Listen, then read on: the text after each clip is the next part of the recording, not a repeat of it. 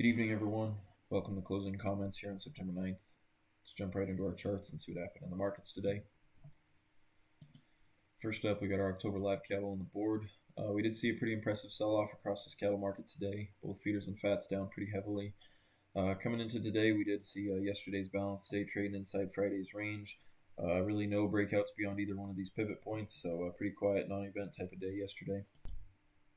However, this morning was a different story. We did see this market hit the ground running, opening range breakdown outside of that bear pivot there at 235, and never looked back, running all the way down here to a low of the day right around 230.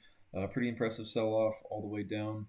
This market's been long overdue for a cool-off. However, we have seen about 8 or 9 weeks straight of upside from this recent low at 205. Last time we visited that 50-day moving average back here in late June.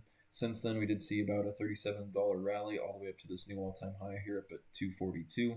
Last couple weeks spent rolling over a little bit here, and a nice little breakdown here today, pulling back into some deeper value areas. So this is a good look here if you're a bull. We do still have this big picture uptrend intact. This market breaking down, pulling back into some value areas. We do expect to see some support step in here over the next couple days, slow this market down.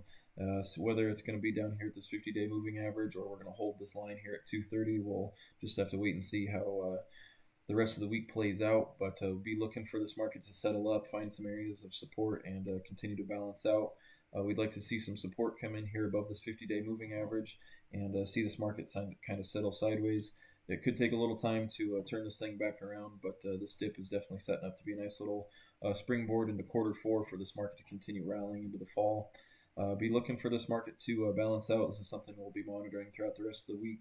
We need to see this selling slow down here and see a little bit of order here in this market and see the buyers stepping in to support this thing. So no need to get aggressive here on a big day, down day like we're seeing at the moment. We want to make sure this market settles up here before we start getting involved and catch the train on the way out of here. So just stay patient, look for this market to find some supportive areas before we start to get involved. But nice little pullback here in a bigger picture uptrend.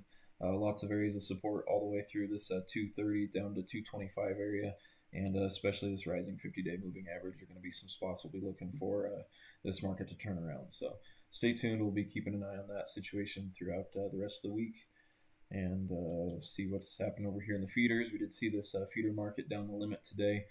Briefly poking above that bull pivot, but getting that close down there below it. Didn't really get that confirmation follow through that the bulls were needing.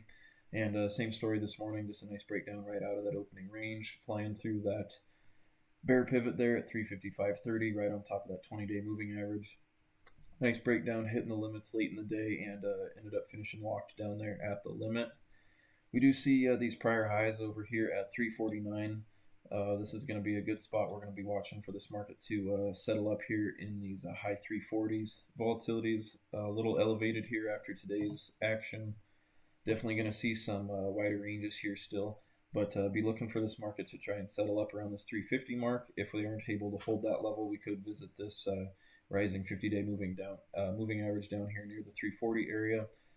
Still trading in some wide ranges. Volatility still a little elevated in this cattle market at the moment, so no need to be jumping in front of this thing at the moment. Look for this market to kind of settle out, balance out, and trade sideways for a little bit here. We will be monitoring this cattle market as we do expect to see this dip be a good buying opportunity. Same as those fats, we have seen about a $70 rally here over the last 9 weeks in this feeder market, so definitely welcome a little bit of a pullback here. See this market cool off before we catch this thing and rally into quarter four. We should expect to see higher prices into the fall still. Look for this dip to be bought up, but no need to be aggressive here. Just look to slow play this thing, wait for the support to step in before we start to get involved. And like those fats, we want to catch that train while it's on the way out from here. December corn futures continue to trade sideways here, not really going anywhere, just trading right around this 420 area. We have seen yesterday's action briefly undercutting that bear pivot at 416. We do have about a 10-cent range here that we're dancing around in. This market has had some downside over the last couple months here, pushing all the way down to new contract lows at 392.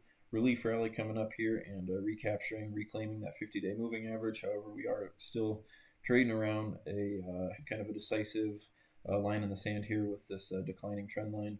This market could flush back down here below that 50-day moving average and get this downtrend back on track, or we could see a nice breakout above 425.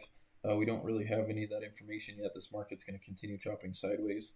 We do have a WASD report being released midday on Friday, so this market is probably going to hang tight here in this area until we get some of that news out here, and then it'll just be up to the market to see how it responds to that data getting released here on Friday.